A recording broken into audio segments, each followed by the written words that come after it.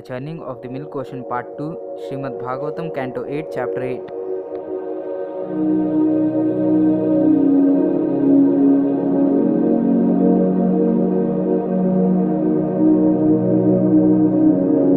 The land became a person and collected all the drugs and herbs needed for installing the deity. The cows delivered 5 products, namely milk, yogurt, ghee, urine, and cow dung.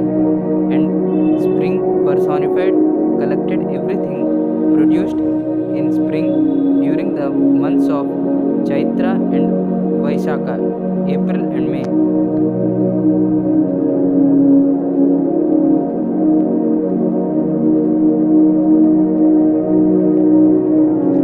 The great sages performed the bathing ceremony of the goddess of fortune as directed in the authorized scriptures. The Gandharvas chanted all auspicious Vedic mantras, and the professional women dancers very nicely danced and sang authorized songs prescribed in the Vedas.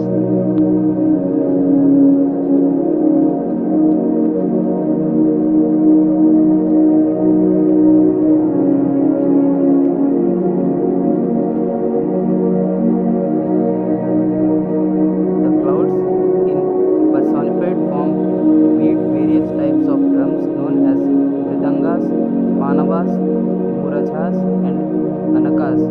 They also blew conch shells and bugles known as gomukhas and played flutes and string instruments. The combined sounds of these instruments was tumultuous.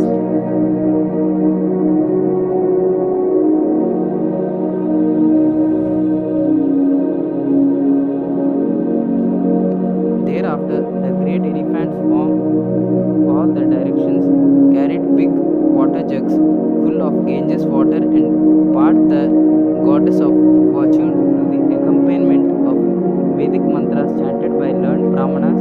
While thus being part, the goddess of fortune maintained her original style with a lotus flower in her hand, and she appeared very beautiful. The goddess of fortune is the most chaste, for she does not know anyone but the Supreme Personality of Godhead.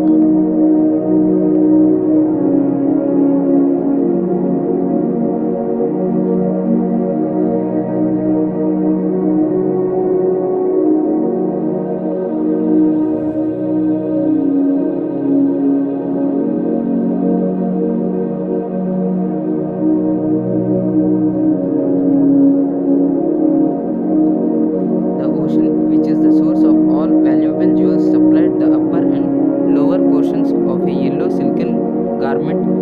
The predominating deity of the water, Varuna, presented flower garlands surrounded by 6-legged bumblebees drunken with honey.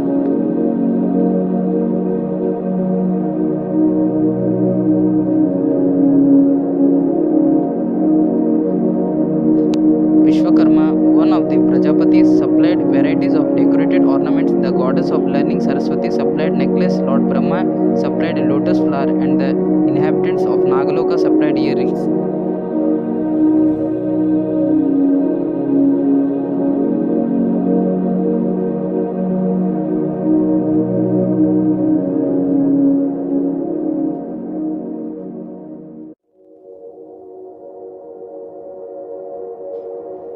Thereafter, Mother Lakshmi, the goddess of fortune, having been properly celebrated with an auspicious ritualistic ceremony, began moving about holding in her hand garland of lotus flowers, which were surrounded by humming bumblebees.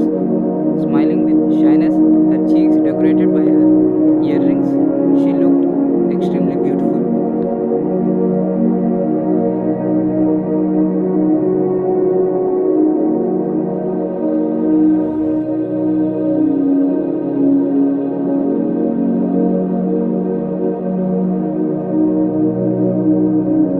Her two breasts, which were symmetrical and nicely situated, were covered with sandalwood pulp and kumkuma powder, and her waist was very thin. As she walked here and there, her ankle bells jingling softly, she appeared like a creeper of gold.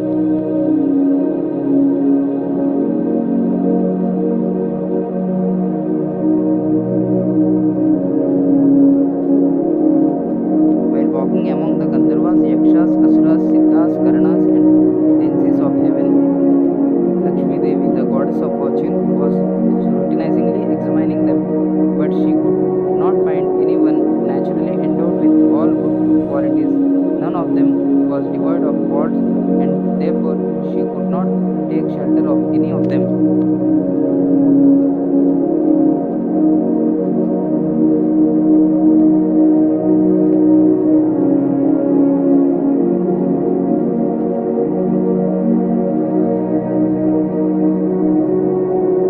The goddess of fortune, examining the assembly, thought in this way: someone who has undergone great austerity has not yet conquered anger. Someone possesses knowledge, but he has not conquered material desires. Someone is a very great personality, but he cannot conquer lusty desires. Even a great personality depends on something else.